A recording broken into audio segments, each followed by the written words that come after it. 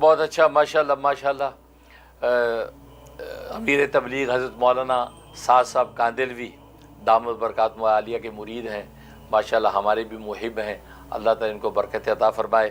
اور اپنے شیخ و مرشد کے فیض و برکات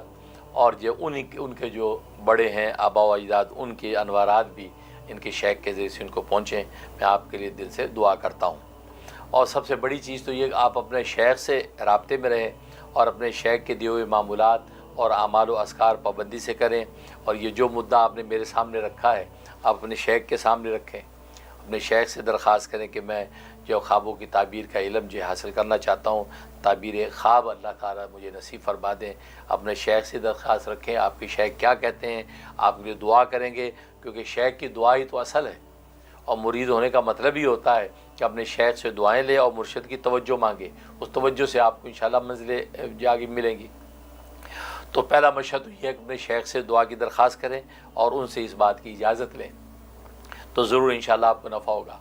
اور دوسری بات یہ کہ آپ یہ چاہتے ہیں کہ اس سلسلے میں کوئی عمل کروں جس سے آپ کو یہ تعبیر خواب نصیب ہو، تو اس کا سر دست پہلا سٹیپ تو آپ کے لیے ہے، آپ سورہ یوسف کی تلاوت روزانہ کریں۔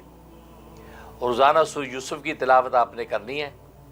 اور شروع کرنے سے پہلے آپ نے سورہ فاتحہ ایک مرتبہ پڑھنی ہے، 3 دفعہ قل هو اللہ اور 3 دفعہ درود شریف، یہ پڑھ کے اس کا ثواب نبی کریم صلی اللہ علیہ وسلم کی روح و فتح کو پہنچائیں،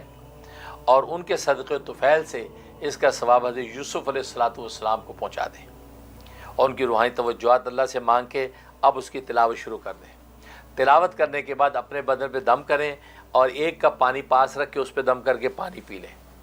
41 دن 41 ڈیز پابندی کے ساتھ سورہ یوسف کی آپ نے تلاوت کرنی ہے۔ 41 دن پورا کرنے کے بعد اب آپ مجھ سے رابطہ کریں، تو پھر اگلا سٹیپ میں آپ کو بتا دوں گا انشاءاللہ جی، کیونکہ یہ سینہ بسینہ ایک روحانی کیفیات ہیں جو اللہ تبارک و تعالی یہ ملکہ عطا کرتے ہیں۔ تو آپ سورہ یوسف شروع کریں، انشاءاللہ میں بھی دعا کرتا ہوں، اور جیسے میں نے عرض کیا کہ اپنے شیخ سے بھی اس بات کی دعا کروا لیں اور اجازت لے لیں، تاکہ آپ کی برکت جو ہے